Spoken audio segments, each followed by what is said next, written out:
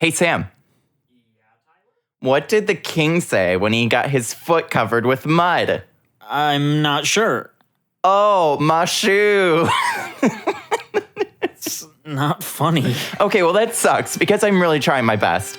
I'm Tyler Strandberg. And I'm Sam Albus. And this is the Avatar Podcast. Yip Yip.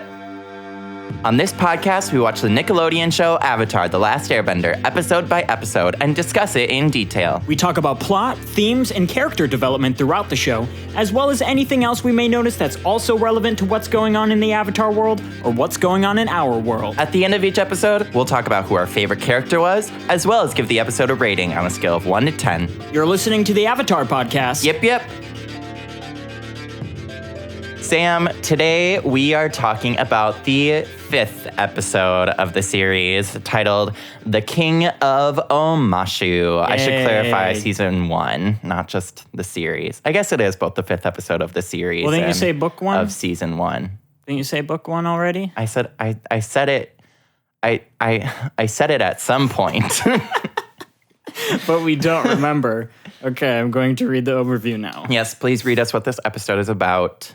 All right, the overview of this episode from avatar.fandom.com reads, the group arrives at the Earth Kingdom city of Omashu, where Aang shows Katara and Sokka the famous mail delivery system. Aang tells them that he and his friend Bumi rode the system for fun 100 years previously. The trio gives the chutes a try, but they are soon discovered and arrested. Omashu's old king quickly discovers Aang as the Avatar and decides to put him through 3 deadly challenges to test his skills. After successfully completing his challenges, Aang discovers the king is his old friend Bumi, who reveals Aang's destiny. Master the other 3 elements and defeat Fire Lord Ozai. Good job. That was a good overview. Thank you. We got that online. I wrote it myself. You wrote it yourself. I wrote it myself. You wrote it 100%. Did you put it on the website that we also found it on? Yeah, I wrote all of them, actually. Oh, wow. So, yeah. You're so skilled and talented. Yeah, Bryke. Bryke, please give me money for all of the time that I've spent overviewing your... Don't actually do that because he did not do that.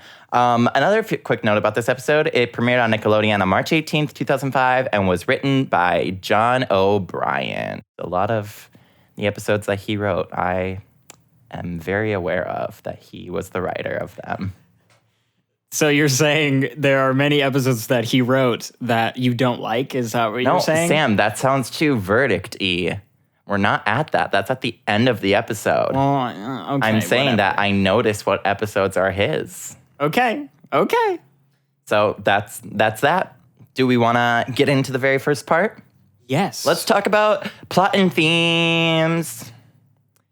So the first theme that we see in this episode is world building. That's a fun theme, right? I actually do think it's kind of fun, though, because in a lot of short episodic shows like this, especially in season 1, the show is very episodic. We just kind of see, there's just kind of one setting, like a good example is Friends. Every single episode is a different situation that they're thrown into. And to make that easier, they mostly just keep the same setting, We either see them in the cafe or in one of the 2 apartments.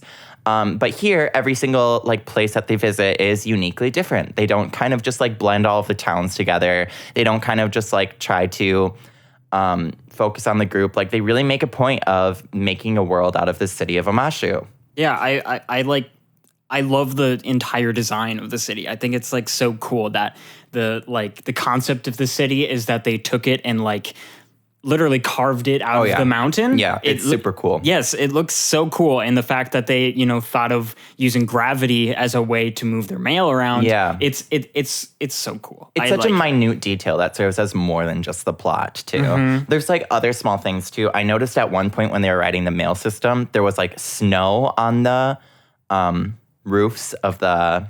Yeah, the peaks of the... No, not just the peaks of the mountains, snow on the roofs of the houses, in the town.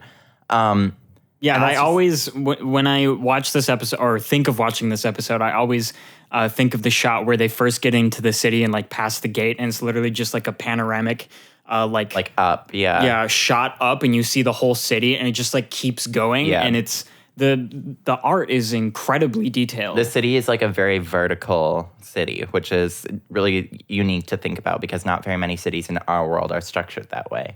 Yeah, small details. They're super cool. The mail system is awesome. The snow, really cool. One thing I noticed was that there is, Aang has a flashback and you see him and Bumi riding down the mail system. And like it then transitions, the camera like kind of stays in the same spot and then it transitions from past into present.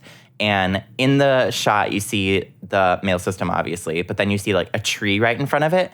And as it transitions to the present, you see the same tree is there, only it's bigger this time. And there's no leaves on it because it's in the winter. And that's just such a cool detail to me.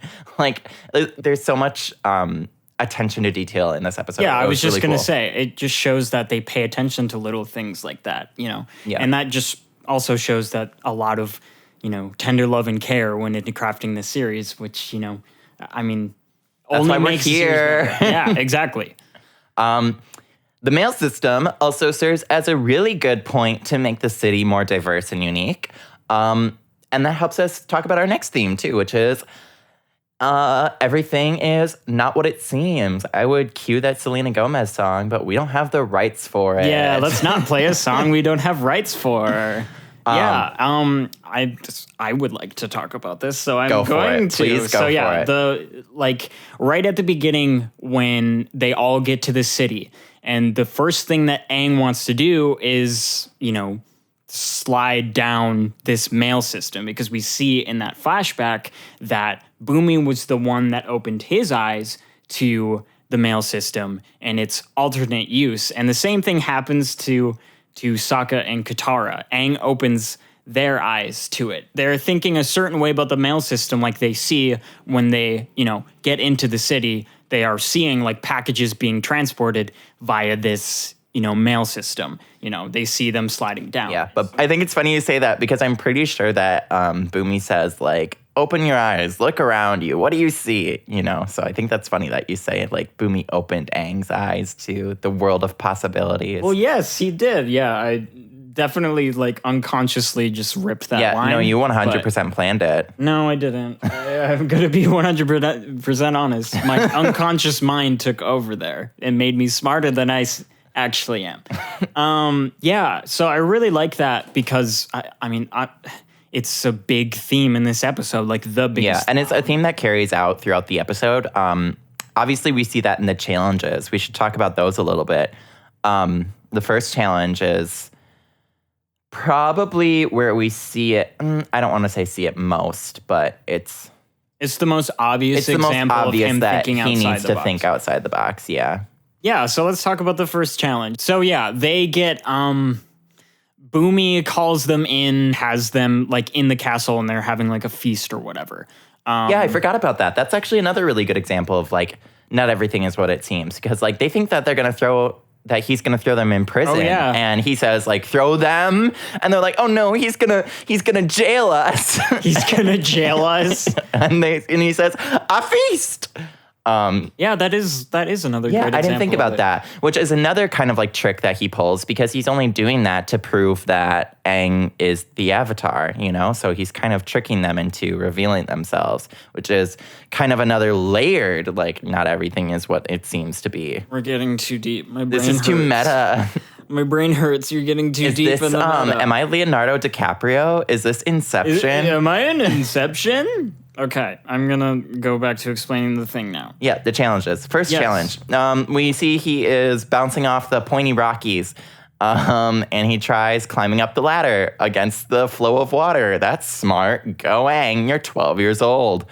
Yes, that really shows like how good of he really showcases like how good he is at airbending here. Mm-hmm. I mean, he does in other episodes too, but this is just another example that, oh yeah, you are a master airbender and you're 12 years old. Yeah. You know, that's why he has his tattoos, is because he literally mastered it. Yeah. At 12. Yeah.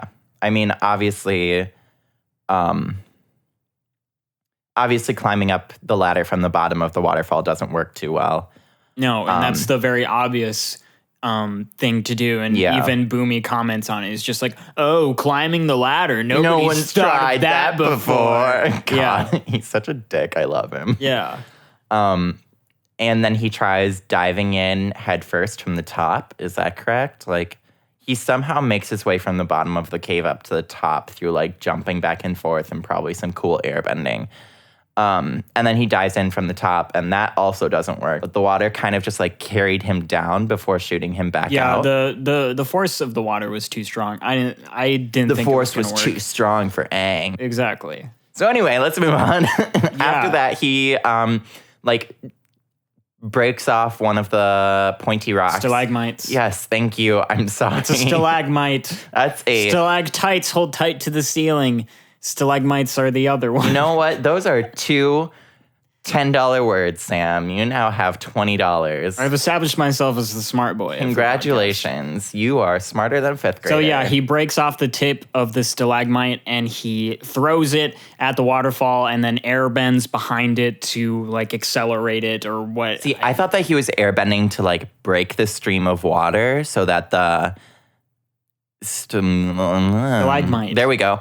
Could like go through and kind of break the chain off, which also like good aim if he can get the point to like hit the chain perfectly where that it breaks. Like yes, nice job. That would take very, very, precise aim. But yeah, he does whatever he does with the airbending. The point is he gets the chain, he hits the chain with the tip of the stalagmite, and then it gets impaled into the wall above Bumi. And yay, he did it. He did it by thinking in another way. Outside the box. Or at least not doing the most obvious option. Yeah, good job. Next, we see the second challenge, and that one is a little bit quicker.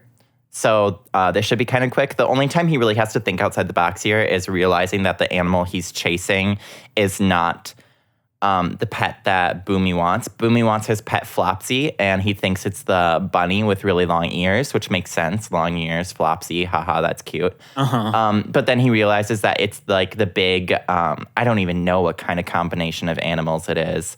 It almost kind of looks like a non-human version of Beast from Beauty and the Beast. Oh my God, it kind of does because it has like the fangs that stick up in the bottom of the jaw. Yeah. I have no idea what it's supposed to be. Yep, good job. Let's move on to the next one. The last challenge is that he is asked to pick a fight against anyone, and he chooses Bumi because there's two very strong big boy options that appear before him, and he chooses Bumi because Bumi is old and he thinks he's going to be weak. And surprise, he is not. Yeah, not everything is as it seems because, yeah, the whole time he was wearing that robe and he was like hunched over. But surprise, he's the biggest and strong. Well, not the biggest, but he's the strongest and probably the best fighter there. Yeah. And yeah, not everything is as it seems. Bumi even claims to be the best earthbender in the world at this point. Yes, too. he does. So, he straight up does. I think he is probably the best fighter in the room, and I think he knows he is the best fighter in the room. I think this is interesting because Aang is starting to think outside of the box a little bit. He was presented with two choices, and he chose someone that wasn't one of those two. We're like, he probably could have picked like Sokka or Katara too. They were standing in the room as well. He probably could have even picked one of Bumi's guards. Yeah, it just shows he's starting to think outside the box, but not outside enough.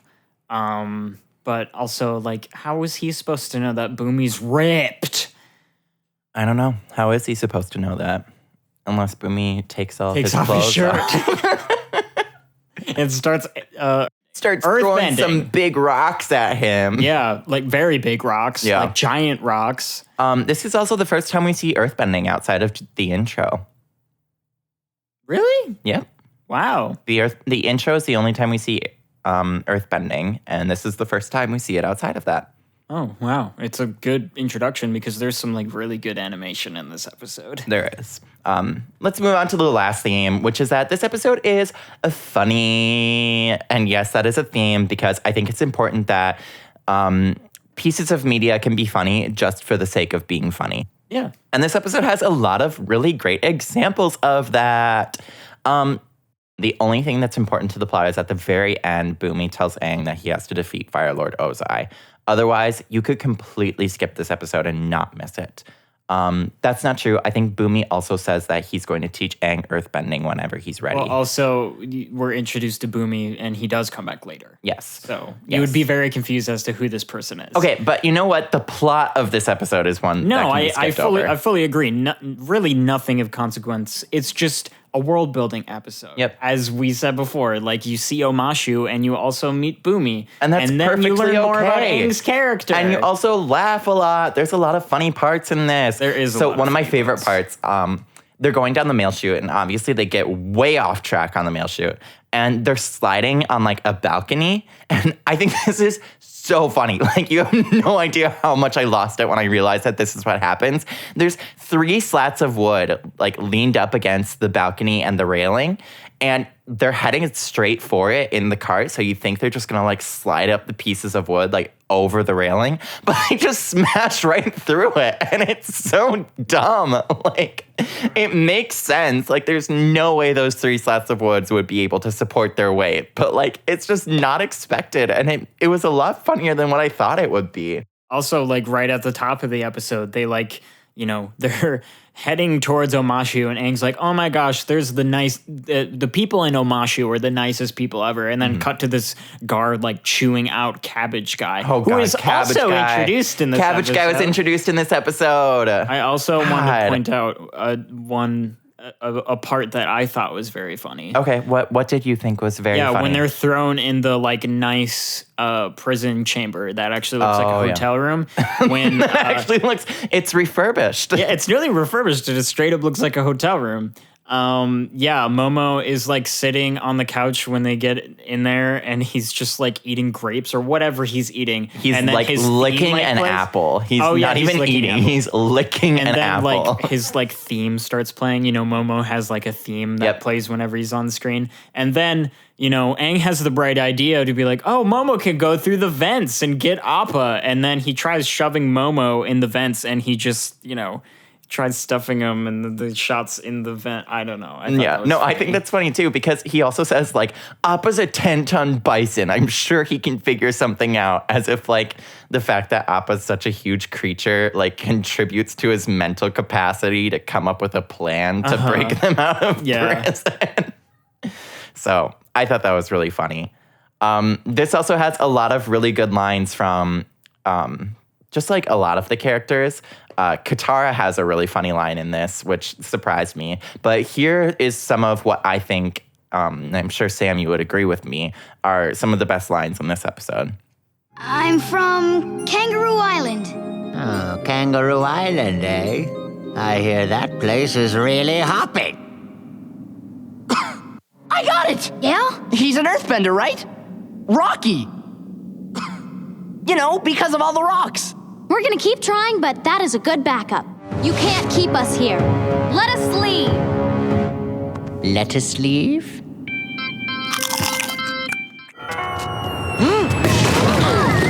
My cabbages! So I can 100% confirm that the lettuce leaf line is my favorite. Sam, you know this. Every single time we are like leaving to go somewhere, and we're just kind of like standing around, I'm always like, well, lettuce leaf? He's not exaggerating. He does it almost every time we leave somewhere. He says lettuce leaf. It's not funny, but it's one really of the best, hysterical. I think it's one of the best lines in the show. Like, it's truly iconic. There's a lot of funny lines. And even though Bumi has a lot of these funny lines, it kind of makes him out to be like this crazy, kooky character. But it's almost as if he's not crazy after all. Wow, I never thought of that. But we're going to talk more about that after this quick break. All right, we are back from our break. That was a good break. I hope you had a good break, Sam. Yeah, I had a really good break. I went down to the Jersey Shore, and I really enjoyed my time down at the beach. Sam, this is a serious podcast. It's only for seriousness. You can't even say things. So. Sam? Okay, let's move on. Let's talk about the next part of this episode, which we're going to focus on characters. Yeah, we're going to talk about characters now. Let's talk about some characters. You know what? Let's talk about some characters. Sam, I think that in this episode, there were characters that we are going to talk about. Yeah, let's talk about those characters. Let's talk about Aang first. Yes, good Okay, choice. So Aang, there's not a lot that happens this episode. No. But I do think we learn more about Aang's character. Well, that's one of the nice things about these, like, quote unquote, I'm doing air quotes right now with my fingers, filler episodes, is that, like, even though they don't, again, I'm doing air quotes with my fingers, mean anything, like, you still learn more about the characters. And I think that's important too. And like We you learn said, that he's a vegetarian. we do. I forgot about that. We see that. He's like, no thanks, I don't eat meat. He's like, oh, okay, you're that kind of, okay. Funny cool. fact about that, like, if you watch the scene really closely, it, like, transitions back and forth to him having a drumstick on his plate and then not having a drumstick on his plate. I did notice that. Yeah, so, like... So there's some continuity issues in the Yeah, animation it's here. funny. But he doesn't eat meat, so I guess it doesn't matter. No, he's not missing out on, the other drumsticks. Well, I think he is, but... Let's not shame vegetarians. I'm not shaming vegetarians. I'm just saying that I find meat to be tasteful. I am like Sokka. That's not the right word. It's not tasteful. Yes, No, it's not. Meat is Flavorful. full of taste. Flavorful is the word you're looking for. Okay, yeah. I think we learn that Aang can, like, get pretty angry and, like, pretty fiery. Like, he's not this, like, not goody like- two-shoes character. Like, he can get angry, especially when there's, like, people that he knows and trusts and loves at stake. Yeah, you said fiery. I think that's a better word than just angry because he's, like, frustrated. He can snap. Yeah, Like, he snaps. He's frustrated, and that's making him upset. But I don't think he's, like, mad. You know what I mean? Okay. I think he's mad. I think he's mad because he's just like, where were my friends? That's way too low to be Aang. Yeah, he would be like, where are my friends? Yeah, there we go. That's better. But yeah, like he's not this like goody two shoes, like positive, like character all the time. Yeah, he's not always. He has like, more we have emotion seen him than get that. emotional before. We have seen him be serious, like in the second episode. We saw him be serious with Zuko and like take that role seriously. And we have seen him get very emotional in the third episode over like his people. And he also got a little bit frustrated with Katara in the fourth episode. But I think this is the first time where we see him get very like, is passionate a right word? Like passionately serious. Yes. Like, well, he wants his friends. He wants to save his friends. He feels like he's wasting time because he needs to find a waterbending teacher. He wants to find Katara a waterbending teacher. And he wants his friend back. And he's very frustrated. And so he's very passionate about getting this stuff done and trying to pass these tests and getting his friends back. And I think that's really cool because we see how loyal he is to Sokka and Katara, even though he hasn't known them for a very long time. I think it shows how compassionate he is too, because we don't know exactly how much time has passed since like they met at the South Pole or whatever, but like they haven't known each other very long. Well, they're still in the South. They're still in the South half of the world, so it obviously hasn't been Probably like that a long week. of a time. Like a week? I would say maybe 2 Couple weeks. days. I'd say maybe 2. Maybe 2 weeks. Well, whatever, like knowing somebody for 2 weeks and then like being that passionate about, saving them, at all costs or whatever, like being willing to go through these like 3 deadly air quotes challenges for, his friends, like that shows how compassionate, how loyal he is. So we learned that about his character too. I mean, he's shown it before, but just affirms that about his character. Yeah, which is a really nice thing to learn. Anything else that you want to point up? No, that's pretty I'm much out of it. things. Let's move on. The other character we see the most is Bumi. Let's talk about Bumi. Yeah, You should talk about Bumi. Yeah, I'm going to talk about Bumi. Bumi just himself is a representation of the theme throughout this episode. That everything isn't what it seems, because everything about Bumi is not what it seems. He looks like a frail old man, but he's incredibly muscular and strong. We see that in the third, the third challenge or whatever. And he seems like a crazy old guy, but I think he's incredibly he is calculated. wicked smart. He is very smart. Very calculated. Trickster-y, if I do say. What was that voice? I don't know. I wanted to sound kind of He's a trickster. I kind of wanted to sound like, magician from the early 2000s, but I don't think it pulled off as well. What? What does that mean? I don't know. David Blaine? I don't even know what David Blaine sounds like. I was watching Now You See It on Disney Channel. Let's keep going. Bumi, he's not a frail old man. He's smart. What? Yes, he is smart because he carefully crafted these challenges because he knew how Aang was going to think. And that just shows how smart he is. He knows, he's so strategic. He knows exactly how Aang is going to think. So he creates these challenges so that he can solve them. Yeah. But also in a way that is actually testing him and actually challenging him. So he was never in any danger at all, Well, I don't know. He almost punctured his child maker. He almost punctured his pee-pee. His family jewels. Yes, he almost did. But he didn't.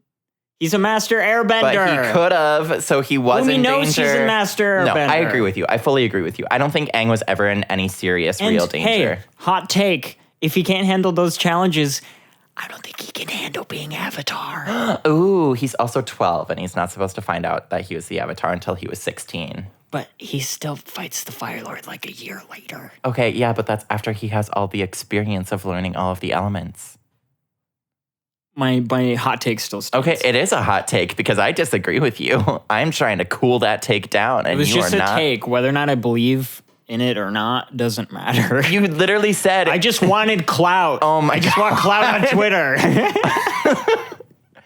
I think the fact that Bumi throws Aang into these challenges kind of shows that he's we have written down here compassion, but I'm not sure that's the right word. I think it's more like he's looking out for Aang. You know what I mean? He is trying to challenge him to help him grow and help him. It's like a father figure. Yeah.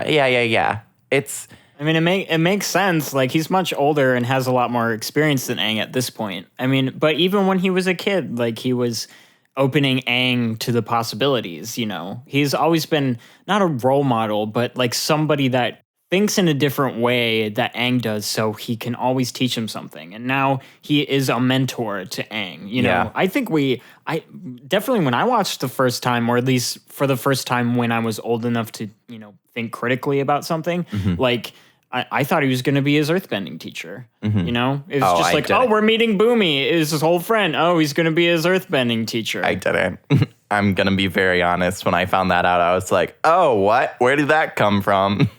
I think I made my point. Yeah. Anyway, we're moving on. During the challenges, too, he is kind of taunting Aang. We see a lot of that taunting in the very first challenge and in the third challenge when he's fighting Aang. But it's in a way that's almost kind of encouraging him and not making fun of him, which I think shows very strongly. Yeah, we'll go with that. He's just looking after him. He cares about Aang. He cares about Aang's success as the Avatar, you know, and these challenges are a way for him to teach Aang a lesson, you know, and be there for Aang, you know? He fights fairly with Aang, too. Yeah. Literally. Fights fairly. He gives Aang his staff when Bumi is fighting against him. I don't think he goes easy on Aang. Oh, I don't think he is. He fights fair. Yes. He's not trying to kill him, Yes, obviously. I would agree. I would full-heartedly agree. I also want to shout out the shot. I always think of this shot. When I can't remember the context. I mean, obviously Bumi throws this big boulder or whatever, and Aang jumps and goes around the boulder yeah, as I know it what goes you're up. talking It's about. that is the coolest shot. I love that shot so much. Every time, we watched it multiple times, and every time that shot came out, I just sat back in my chair. I'm like, oh my God, I love that shot so much. It's cool. But yeah, that's just a random shout out. That's just a random one. Yeah, Bumi. He has a lot of depth for a character that we only see once in the first season. Yeah. You're right. Yeah, he doesn't come back until book 2. Yeah, wow. Yeah, well, in this episode, we pretty much only focus on Bumi and Aang, but which of them were your favorite character? Wait, Sam, I can't answer that yet. Why? Because we got to take a quick break first. But you'll find out who my favorite is after that. Okay. And we're back. So we just finished talking about the characters, which is such a great transition point to this. Sam, who was your favorite character? I think it's probably obvious if you were listening to me talk about him throughout this episode. My favorite character is Bumi. Ooh, I was yeah. thinking who him? Who he? I really, really like Bumi. I think he's funny. I think his character is really interesting because he's such a whimsical person. Like he is, he's kind of all over the place. He seems a little bit crazy, so he's just like fun to watch and listen to. He makes, I don't want to say good jokes, but funny jokes. Oh no, he does not make good jokes. Yes, I mean he's really funny, but he also I love that he legitimately cares about Aang and design those challenges to teach Aang a lesson and help him through his Avatar journey. Just because he's it was just so heartwarming to see their friendship transcend a generation, basically. It was really because cool. Aang has been trapped in the iceberg for 100 years, and their friendship still remains. It was good to see so cool. someone that Aang knew when he was. Yeah, I love Bumi. I love it every time. I wish we saw more of him in the series. Okay, well that's another hot take. So we're gonna leave that at that so we don't get into another fight. Okay, well, I talked about my favorite character, Tyler. Who was your favorite character in this episode? I struggled with this a little bit. In the way that none of them particularly grabbed me. So I think I went with Aang because he's the main character. I think Obvious answer. Yeah, you're supposed to like Aang. And we didn't see much from Sokka. We didn't see much from Katara. I'm personally the kind of person where I can't get attached to someone that we only see for a short amount of time. And at the end of the episode, we know that Bumi's that's it. We won't see him for a while, if at all, at this point. We like Aang. Aang's the main character. You're supposed to like him. And this was one of those episodes where it was yep, Aang's my favorite. Let's go on to our rating for this episode. Friendly reminder, we give these ratings not on the American grading scale, but on a standard, I guess, quote unquote, grading scale. 1 is, this was so terrible, I hated every second of it. 5 was, this was an episode of TV that I watched. It was not good, and it was not bad. It was a piece of media. And 10 is, this is a perfect episode that everybody needs to see for some reason or another. So with that in mind, Sam, what did you rate this episode? So for this episode, I flip-flopped between 2 ratings for a long time because objectively, this episode doesn't have the most plot in the show. It's not the most well-crafted episode in the world. It's not the most emotional episode. Which are all traits I think of upcoming 10 episodes. Yeah. And things like that.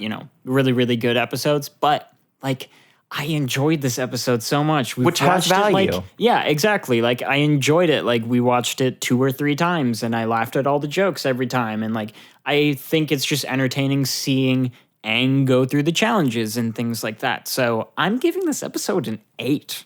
Oh. Yes. I think I enjoyed it thoroughly and I think it's a good episode. You learn, more about Aang, you learn a lot about Bumi, and I think their relationship is really interesting and I just like it.